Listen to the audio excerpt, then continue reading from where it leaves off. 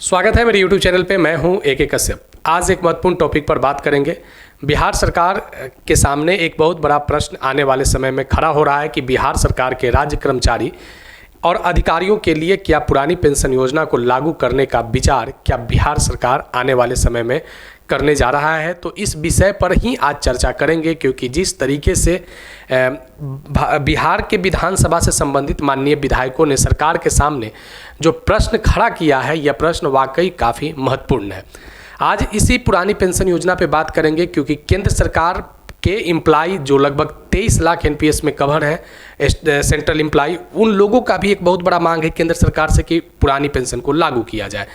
दूसरा, इसका इम्पैक्ट क्या चल रहा है कि यूनिफाइड पेंशन स्कीम को 1 अप्रैल 2025 से लागू करने की बात केंद्र सरकार कर चुका है, लेकिन इस संदर्भ में जब बिहार में विधानसभा में ये कार्य स्थगन का प्रस्ताव आया है तो ये अपने आप में एक महत्वपूर्ण इशू बन चुका है कि क्या आने वाले समय में 1 सितंबर 2005 के बाद जो बिहार सरकार के कर्मचारी या जो स्टेट ऑफिसर्स जो लोग हैं, क्या उन लोगों के लिए राज्य सरकार कुछ आने वाले समय में एनपीएस को हटाकर क्या पुरानी पेंशन योजना को लागू कर सकती है। क्योंकि इस विषय को इसलिए ज़्यादा गंभीर माना जा सकता है क्योंकि ये बिहार विधानसभा में कार्य स्थगन प्रस्ताव में इसे 18 मार्च 2025 को लाया गया है। पहले भी पुरानी पेंशन योजना के बातों को अलग अलग माननीयों के द्वारा उठाया गया था, लेकिन इस बार जो है कार्य स्थगन प्रस्ताव अपने आप में यह एक निंदा प्रस्ताव होता है सरकार के खिलाफ में। तो यहाँ पे ये एक सार्वजनिक हित का मुद्दा बन चुका है पुरानी पेंशन योजना, क्योंकि बिहार में 2005 से लेकर 2024 तक बहुत सारे पदों की वैकेंसी आया और अभी की अगर बात करें तो 1 सितंबर 2005 से लेकर 2024 तक लाखों की संख्या में बिहार सरकार ने लोगों को भर्ती किया, लेकिन इनके जो पेंशन योजना से जो कवर किया वह केंद्र के तर्ज पर नेशनल पेंशन सिस्टम को ही कवर किया, जिसमें उनका 10% की राशि मूल वेतन से कटती है और 14% सरकार उसमें ऐड करती है। लेकिन बिहार के राज्य कर्मचारी और जो अधिकारी हैं इस व्यवस्था से वे असंतुष्ट भी हो सकते हैं, क्योंकि वे चाह रहे हैं कि हमें पुरानी पेंशन योजना का लाभ मिले, जिसको समय समय पर यहाँ पे कर्मचारी यूनियनों के द्वारा इसका विरोध भी जताया जाता है। ये जो मसला आया है कि क्या सार्वजनिक महत्व के मुद्दा को लेकर क्या स्थगन प्रस्ताव सरकार को इस विषय पर उत्तरदायित्व निर्धारण करने के लिए या जिम्मेवारी तय करने के लिए क्या पुरानी पेंशन योजना को लेकर कुछ बातें निकल सकते हैं, तो इसी संदर्भ में बात करेंगे और देखेंगे कि कार्य स्थगन प्रस्ताव का क्या विचार लाया गया है। अगर नए जुड़े हैं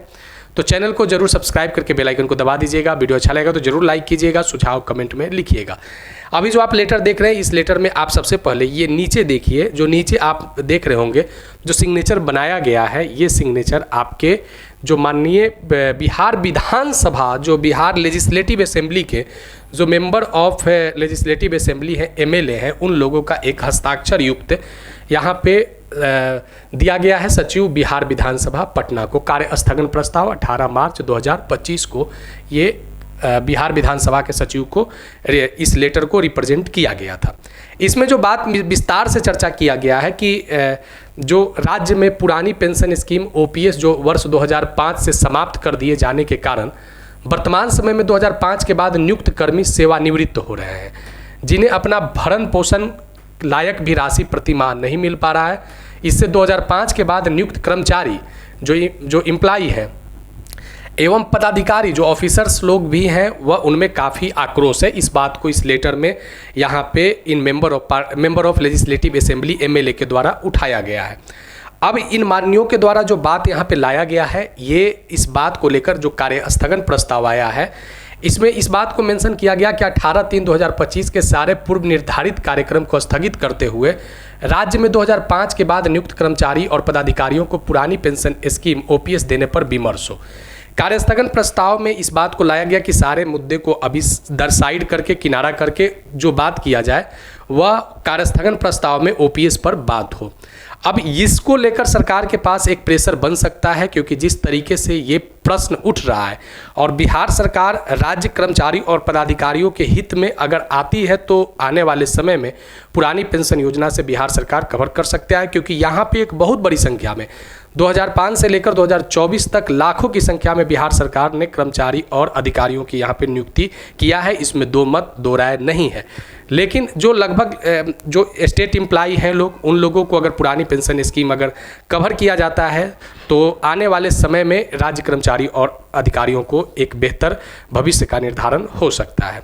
तो आज इस विषय को हमने इसलिए उठाया है क्योंकि ये बिहार विधानसभा में कार्यस्थगन प्रस्ताव का एक महत्वपूर्ण पब्लिक इंटरेस्ट वाला इशू था।